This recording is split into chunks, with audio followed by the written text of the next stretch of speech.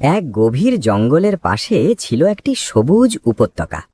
সেই উপত্যকায় বাস করত এক চতুর শিয়াল ও এক চঞ্চল বানর। শিয়ালের নাম ছিল চঞ্চল আর বানরের নাম ছিল টুকটুকি। দুজনের স্বভাব ছিল একেবারেই আলাদা। শিয়াল ছিল খুব বুদ্ধিমান ও হিসেবি, আর বানর ছিল হাসিখুশি, দুষ্টু ও একটু বেশি আত্মবিশ্বাসী। তবুও তারা ছিল খুব ভালো বন্ধু।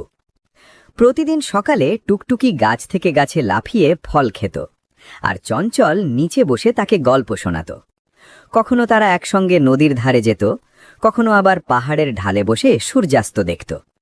জঙ্গলের সবাই জানত এই দুই বন্ধুর বন্ধুত্ব খুব শক্ত। একদিন জঙ্গলে ভয়ঙ্কর খরা দেখা দিল। নদীর জল শুকিয়ে গেল, গাছের ফল কমে এলো, সব পশুপাখি চিন্তায় পড়ে গেল। টুকটুকি খুব চিন্তিত হয়ে চঞ্চলকে বলল, বন্ধু, যদি এভাবে চলতে থাকে আমরা খাবার পাবো কোথা থেকে? চঞ্চল কিছুক্ষণ চিন্তা করে বলল, চিন্তা করিস না, বুদ্ধি থাকলে উপায় বের হয়। চঞ্চল প্রস্তাব দিল জঙ্গলের অন্য পাশে থাকা পুরনো আম বাগানে যাওয়া যেতে পারে, কিন্তু সেই পথে যেতে হলে একটি গভীর গিরিখাত পার হতে হবে, যা খুব বিপজ্জনক। টুকটুকি প্রথমে ভয় পেলেও বন্ধুর ওপর ভরসা রেখে রাজি হয়ে গেল। দুজনে রওনা দিল। পথে অনেক বাধা এলো। এক জায়গায় পিচ্ছিল পাথর, আর এক জায়গায় কাঁটা ঝোপ।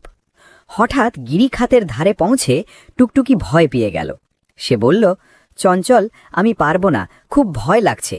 চঞ্চল শান্তভাবে বলল, ভয় পেলে চলবে না, আমি তোকে পথ দেখাবো, তুই আমার কথা শুনে চল। চঞ্চল নিজের বুদ্ধি কাজে লাগিয়ে একটি শক্ত দড়ি বানালো লতা দিয়ে। টুকটুকি তার লাফানোর ক্ষমতা দিয়ে দড়ি এক পাশ থেকে আরেক পাশে বেঁধে দিল। এভাবেই তারা নিরাপদে গিরিখাত পার হল। আমবাগানে পৌঁছে তারা প্রচুর ফল পেল। দুজন খুব আনন্দিত হল। টুকটুকি খুশিতে নাচতে লাগলো আর বলল, বন্ধু, আজ বুঝলাম শুধু শক্তি থাকলেই হয় না, বুদ্ধিও দরকার। চঞ্চল হেসে বলল, আর আমি বুঝলাম শুধু বুদ্ধি নয়, সাহস আর বন্ধুত্ব থাকলে যে কোনো বিপদ পার করা যায়। দুজনে ফল নিয়ে ফিরে এলো এবং জঙ্গলের অন্য প্রাণীদের সঙ্গেও ভাগ করে নিল। সেই দিন থেকে জঙ্গলে সবাই তাদের সম্মান করতে লাগলো।